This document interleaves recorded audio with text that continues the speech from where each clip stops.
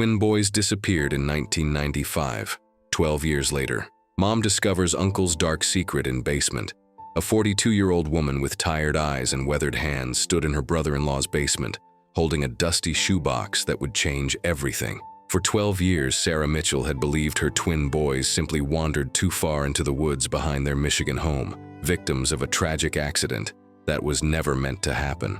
But when her husband's brother died in 2007 and left Sarah to clean out his house, what she discovered hidden beneath the basement stairs would reveal a truth so devastating it would destroy her faith in family forever. A secret that would prove the person she trusted most had been lying to her face every single day since October 1995. The afternoon light filtered weakly through the grimy basement windows as Sarah Mitchell descended the creaking wooden steps into her dead brother-in-law's basement. Uncle Ray had passed away 3 days ago from a sudden heart attack, leaving behind a house full of memories and the overwhelming task of sorting through 40 years of accumulated belongings. Sarah's husband David had wanted to hire someone to handle the cleanup, but money was tight. It had always been tight since the boys disappeared. "I can handle it," Sarah had told him that morning, her voice carrying the same determined tone she'd used to get through the worst days of the last 12 years.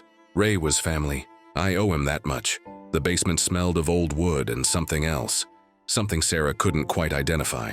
Ray had always been the handy one, the brother who could fix anything, build anything. His workshop dominated one corner of the space, tools hanging neatly on pegboards, workbenches clean and organized even in death. Sarah started with the obvious things: old paint cans, Christmas decorations, boxes of books that should go to charity. The work was methodical, almost therapeutic.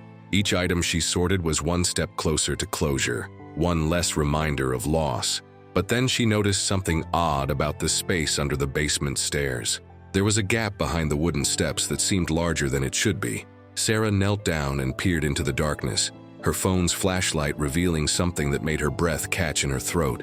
A small wooden door, painted the same color as the basement walls, almost invisible unless you knew where to look. Sarah's hands trembled as she reached for the tiny brass handle. The door opened with a soft click, revealing a space no bigger than a closet. And there, sitting on a makeshift shelf, was a shoebox wrapped in plastic. Her heart began to pound as she carefully pulled the box from its hiding place. It was heavier than expected, and something rattled inside when she moved it. Sarah sat back on her heels, staring at the innocent-looking box that somehow felt like a ticking bomb in her hands. She should wait for David. She should call him right now and tell him what she'd found. But 12 years of unanswered questions had taught Sarah that waiting rarely brought good news. With shaking fingers, she removed the plastic wrapping and lifted the lid. Inside were 2 small digital cameras, the kind that had just become popular in the mid-1990s. Beneath them lay a manila envelope thick with photographs, and at the bottom of the box, 2 items that made Sarah's world tilt sideways. 2 small ID bracelets with familiar names engraved in childish script: Jake Mitchell, age 7, and Tyler Mitchell, age 7. The same bracelets her twin boys had been wearing the day they disappeared. But how could Uncle Ray have her son's bracelets? He'd been part of the search party. He'd comforted her during those terrible first weeks. He'd held her while she cried and promised they'd never stop looking. With hands that no longer felt like her own, Sarah opened the manila envelope and pulled out the first photograph. The image that stared back at her would haunt her for the rest of her life. It was Jake and Tyler, alive and terrified, in what looked like this very basement. They were wearing the same clothes they'd had on the day they vanished. Jake in his red Pokemon t-shirt, Tyler in his blue one. Sarah's scream echoed through the empty basement as the truth hit her like a physical blow. Uncle Ray hadn't helped search for her boys. Uncle Ray had taken them. You probably think you know where this story is going. But what Sarah discovered next in those photographs would reveal a horror far worse than even a mother's darkest nightmares could imagine. Sarah's hands shook so violently she nearly dropped the photographs. Each image was worse than the last. Her boys, her beautiful 7-year-old twins, trapped in what must have been this very basement. The concrete walls in the photos matched exactly what surrounded her now, but it was the timestamps on the photos that made Sarah's blood turn to ice. The first photos were dated October 15th, 1995, the day Jake and Tyler disappeared. But as she flipped through the stack, the dates continued. October 16th, October 20th, November 3rd. Her boys had been alive for weeks after everyone thought they were dead. No. Sarah whispered, her voice echoing in the basement silence. This can't be real. She fumbled for one of the digital cameras, her fingers clumsy with shock. The small LCD screen flickered to life, showing a menu of stored images. Sarah's thumb hovered over the play button, terror and desperate hope warring in her chest. The first video began to play, and Jake's voice filled the basement like a ghost. "Mommy, if you're watching this, Uncle Ray says we can't come home yet." Jake's 7-year-old voice was small and scared, but he was trying to be brave. "He says there's bad men looking for us and we have to stay hidden." Tyler appeared on the small screen next to his brother, his face streaked with tears. "We want to go home, Mommy.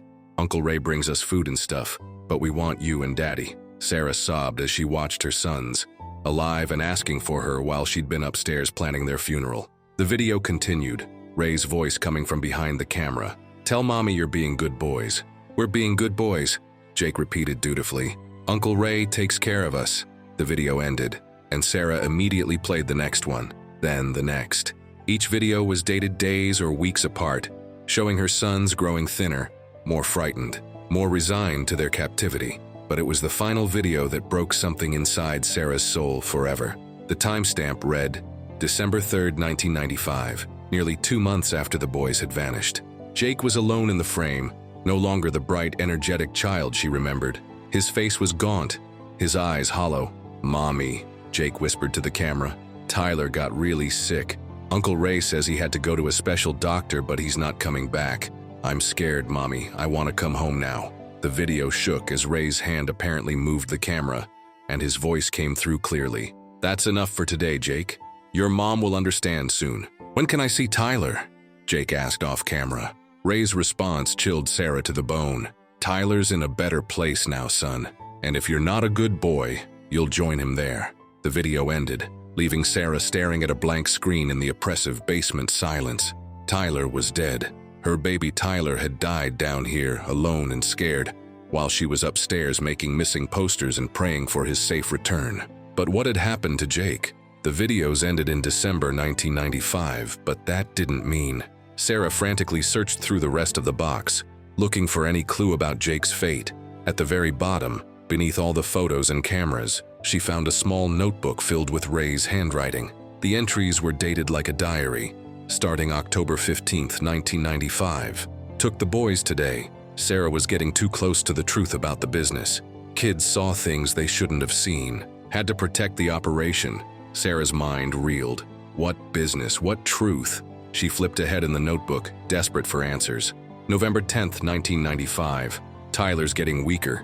Kid won't eat properly. Jake keeps asking questions. Might have to make some difficult decisions soon. December 5th, 1995. Tyler passed in his sleep last night. Buried him in the woods behind Miller's property. Jake doesn't know yet. Kid thinks his brother went to the doctor. Sarah's sobs turned to retching as the full horror of what had happened became clear.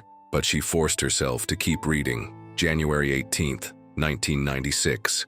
Jake's finally stopped asking about Tyler. Kids learn to follow orders, might be able to use him in the business when he's older. Sarah's given up the search.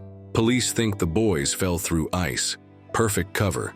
March 22nd, 1996. Jake tried to escape today. Had to teach him a lesson. Can't have him running back to Sarah with stories. The entries continued for months, then years. Ray documenting Jake's captivity like a business ledger. Training him, using him, gradually breaking his spirit until the bright 7-year-old became something else entirely. But what made Sarah's heart stop was the final entry, dated just 2 weeks ago. Jake's 19 now. Good worker, doesn't ask questions anymore.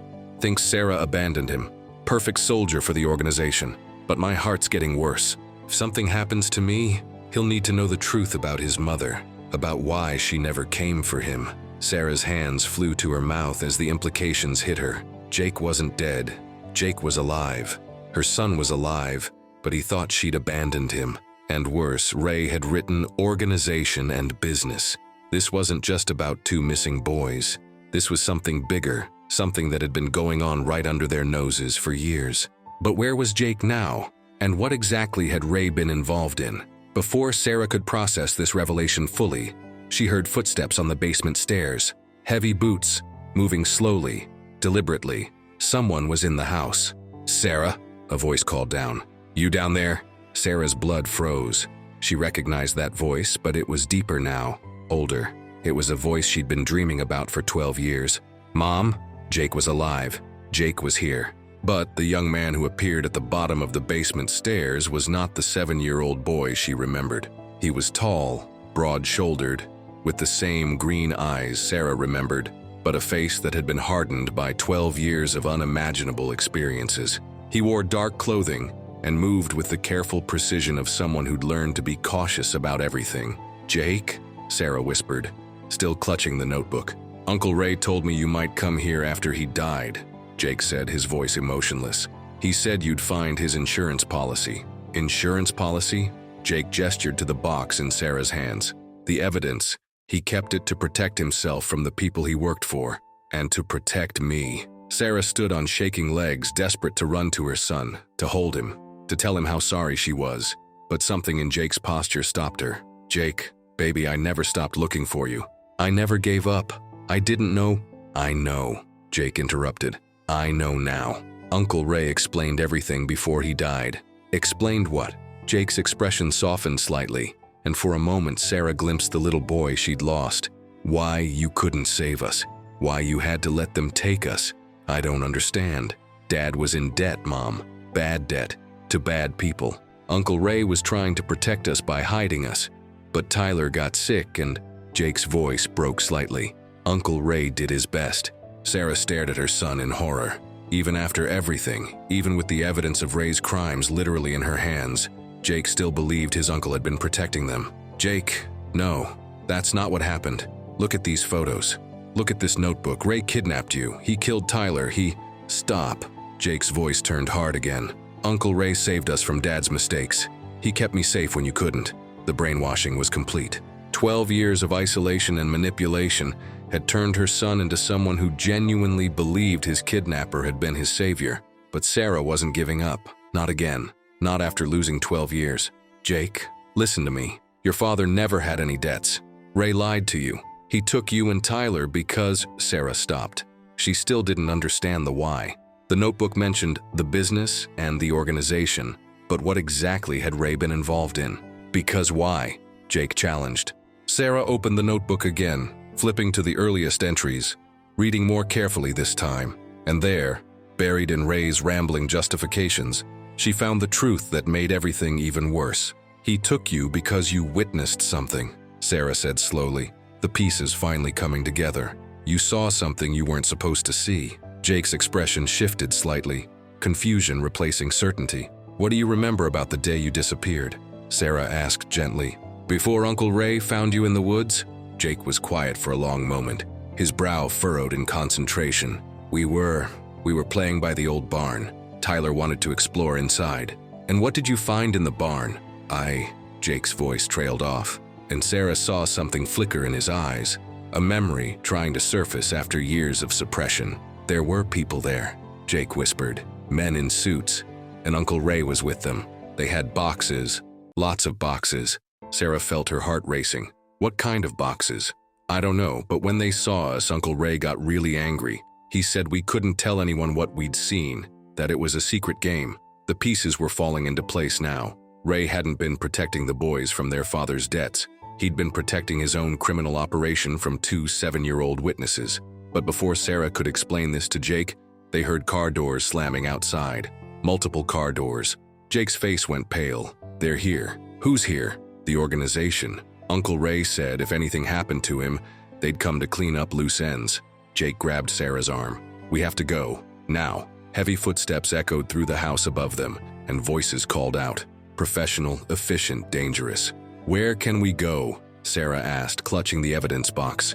Jake looked around the basement, then pointed to a small window near the ceiling. "There's a root cellar that connects to the neighbor's property. Uncle Ray showed me all the escape routes." As they heard the footsteps getting closer to the basement stairs, Sarah realized that finding Jake alive was only the beginning. Now she had to keep him alive long enough to help him remember the truth. And she had to figure out exactly what Ray's organization was and why they were willing to kill to keep it secret. But first, they had to survive the next few minutes. Jake was already moving toward the back wall of the basement, pressing against what looked like solid concrete. until a section swung inward like a hidden door. "Come on," he urged, and Sarah followed her son into the darkness, clutching the evidence that would either save them or get them both killed. Behind them, footsteps thundered down the basement stairs, and voices called out orders in the efficient tones of people who had done this before. Sarah and Jake crawled through the narrow tunnel that connected Ray's basement to the old root cellar next door. The space was cramped and musty, clearly designed for emergencies.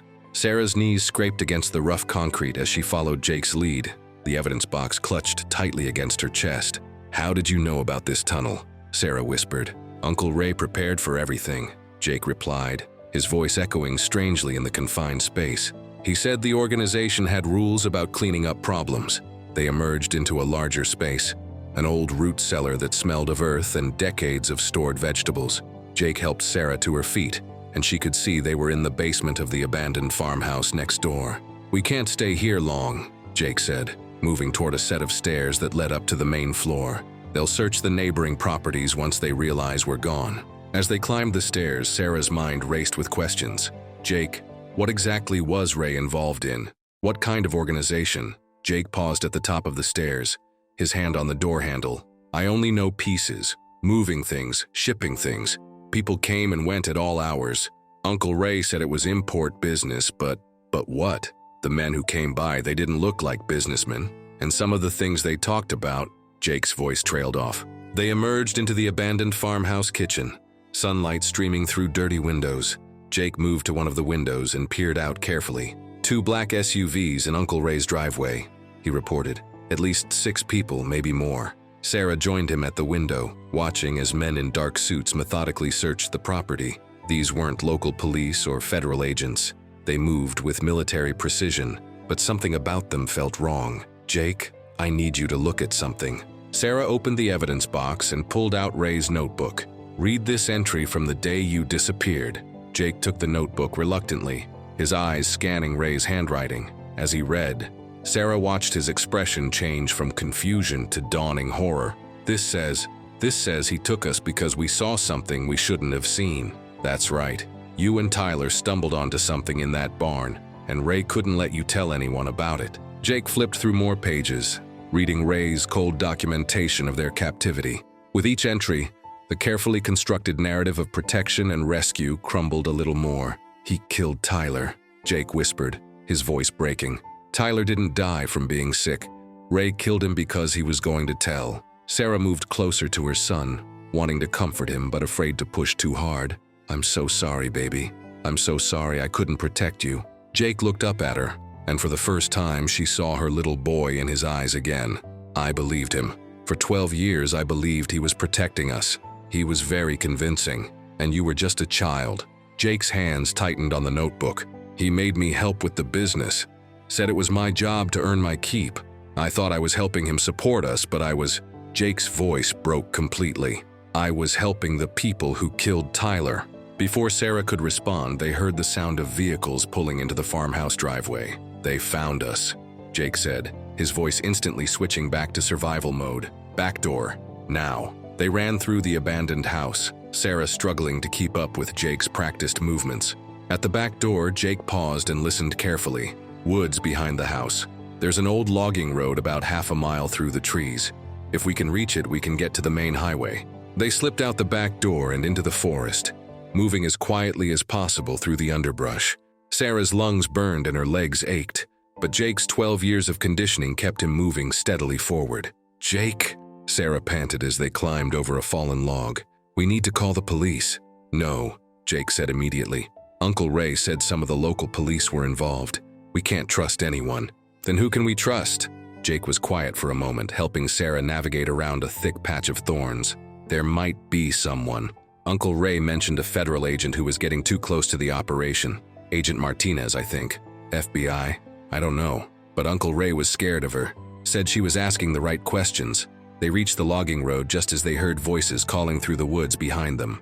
The men were following their trail, getting closer. "There's a gas station about 2 miles down this road," Jake said. "We can call from there." As they hurried down the old logging road, Sarah clutched the evidence box and tried to process everything that had happened. Her son was alive, but traumatized and manipulated. Her brother-in-law had been running some kind of criminal operation, and now they were being hunted by people who had no problem killing to protect their secrets. But at least they were together. After 12 years, she had Jake back, and she was going to make sure the truth came out, no matter what it cost. The gas station was a small, run-down place that looked like it hadn't been updated since the 1980s. Sarah used the payphone while Jake kept watch by the windows, the evidence box sitting between them on a scratched Formica counter. FBI field office, this is Agent Martinez. Sarah's heart leaped. Agent Martinez, my name is Sarah Mitchell. I think you've been investigating my brother-in-law, Ray Mitchell. There was a pause. Mrs. Mitchell, where are you calling from? A gas station outside Millbrook. Agent Martinez, I found evidence. Photos, videos, a notebook. My twin boys who disappeared 12 years ago. Ray took them. Mrs. Mitchell, I need you to listen carefully. Are you somewhere safe? I don't think anywhere is safe. There are men looking for us. Professional men. Us? Sarah looked at Jake, who was watching the road with the alertness of someone who'd learned to always expect danger. My son, Jake. He's alive. Ray kept him for 12 years. Agent Martinez's voice became urgent. Mrs. Mitchell, I've been investigating a human trafficking operation with connections throughout the region. If your brother-in-law was involved, then you and your son are in immediate danger. Human trafficking. The words hit Sarah like a physical blow. Is that what the organization does? Among other things, Mrs. Mitchell, I'm going to send units to your location, but I need you to stay hidden until they arrive. Can you do that? I think so. But Agent Martinez, there's something else. Ray's notebook mentions local police being involved. I know. That's why I'm sending federal agents only. Mrs. Mitchell, whatever evidence you found, it might be the key to taking down the entire network. Sarah looked at the box of photos and videos, at the documentation of her son's suffering, and felt a cold determination settle in her chest. Then let's take them down. 2 hours later, Sarah and Jake sat in a federal office building. The evidence spread across a conference table while Agent Martinez and her team examined each piece. This is incredible, Agent Martinez said, holding up one of Ray's notebooks. This documents 12 years of criminal activity. Names, dates, locations, financial records. What kind of operation was he running? Sarah asked. Multifaceted. Human trafficking, drug distribution, money laundering. Your brother-in-law was a middle manager in a network that spans several states. Jake spoke up for the first time since they'd arrived. He always said I had to earn my keep. He made me help with deliveries, with moving packages. Agent Martinez's expression was gentle but serious. Jake, I know this is difficult, but anything you can remember about those activities could help us save other victims. There were other kids, Jake said quietly. Not often, but sometimes. They never stayed long. Sarah felt sick. Where did they go? I don't know. Ray said they were going to better places, but after what I learned today, Jake's voice trailed off. Agent Martinez leaned forward. Jake, this is very important. Do you remember any names, any faces, any specific locations? Over the next several hours, Jake provided details that helped federal agents map out a criminal network far larger than anyone had imagined. Ray's death had been the break they needed, and the evidence Sarah found was the key to unraveling the entire operation. But it was Jake's testimony that proved most valuable. 12 years of forced participation had given him insights into the organization that no outside investigation could have uncovered. There's going to be a trial, Agent Martinez explained as the interview wound down. Multiple trials, probably. You'll both need to testify. What about protection? Sarah asked. These people killed to keep their secrets. Full witness protection if necessary. But frankly, with the evidence you've provided, most of the leadership will be in custody within the week. As they prepared to leave the federal building, Jake pulled Sarah aside. Mom, I need you to know something. For 12 years, I hated you. I thought you gave up on us, that you chose to stop looking. Sarah's heart broke all over again. Jake, let me finish. Uncle Ray was very convincing. He showed me newspaper articles about you moving on, getting therapy, starting over. He made it seem like you'd forgotten us. I never forgot. Not for one single day. I know that now. And I know Tyler would want me to forgive you for not finding us sooner, even though there was nothing to forgive. Sarah pulled her son into the embrace she'd been dreaming of for 12 years. He was different now, harder, older, damaged in ways that might never fully heal, but he was alive, and he was her son. We're going to get through this, she whispered into his hair. Together. I know, Jake replied. Uncle Ray always said family was the most important thing. He was right about that, even if he was wrong about everything else. 6 months later, Sarah stood in a courtroom as the judge read the verdict in the final trial. Guilty on all counts. The last member of Ray's organization was going to prison for the rest of his life. Jake sat beside her, still working through therapy but getting stronger every day. He'd testified against his uncle's associates with the same courage he'd once used to survive captivity. After the trial, they drove to the cemetery where Tyler was finally buried properly, with a headstone that read, Tyler James Mitchell, 1988-1995, beloved son and brother. Do you think he knows we got them? Jake asked, placing flowers on his twin's grave. I think he knows, Sarah replied, and I think he's proud of how brave you were. They stood in silence for a moment, honoring the little boy who didn't survive and celebrating the young man who did. The truth had finally set them free, even if it had taken 12 years to surface from the darkness where it had been buried. As they walked back to their car, Jake slipped his hand into Sarah's, the first time he'd done that since he was 7 years old. Mom, yes? I'm ready to go home now. We are home, baby. As long as we're together, we're home.